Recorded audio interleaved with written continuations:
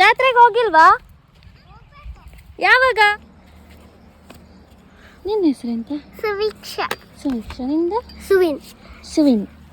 ಮಚ್ಚೆ ಇದೆಯಲ್ಲ ನಿಂಗೆ ಇಲ್ಲೊಂದು?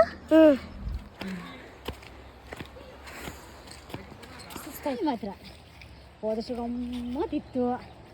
ದನ ಉಂಟಲ್ಲ, ದನ ನೋಡ್ತಿತ್ತು.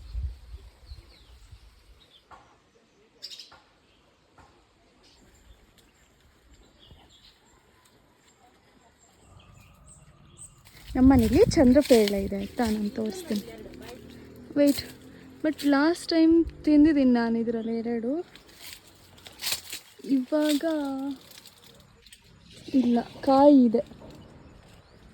ಇದಿನ್ನೂ ದೊಡ್ಡ ಆಗಿಲ್ಲ, ದೊಡ್ಡ ಆಗಬೇಕು. ಆಮೇಲೆ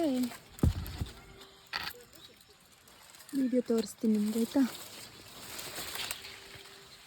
ತುಂಬ ಸಣ್ಣ ಇದೆ ಇದು, ಎಲ್ಲ ಎಳೆದು ಇನ್ನೂ ಬೆಳೆದಿಲ್ಲ.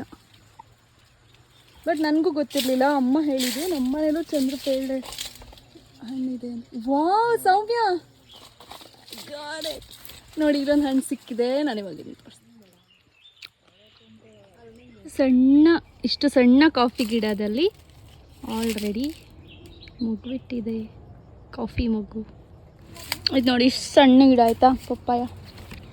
ಎಷ್ಟು ಕಾಯಿ ಬಿಟ್ಟಿದೆ ಆಲ್ರೆಡಿ, ಇಷ್ಟೇ ಸಣ್ಣ ಇರೋದು ಅದು.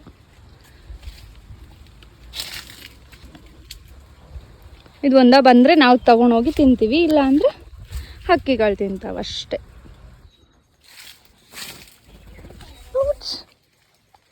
ಹಕ್ಕಿ ಹಾರೋಯ್ತು ಒಂದು. C mulberry.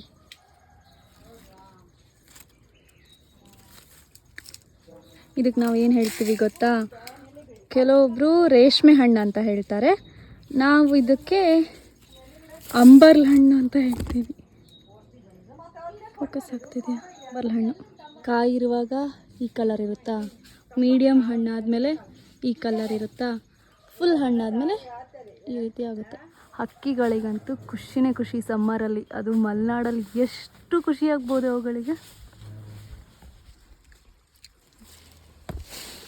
ಶೀತ, ಕೆಮ್ಮು, ಜ್ವರ ಹೋಗುತ್ತಾ?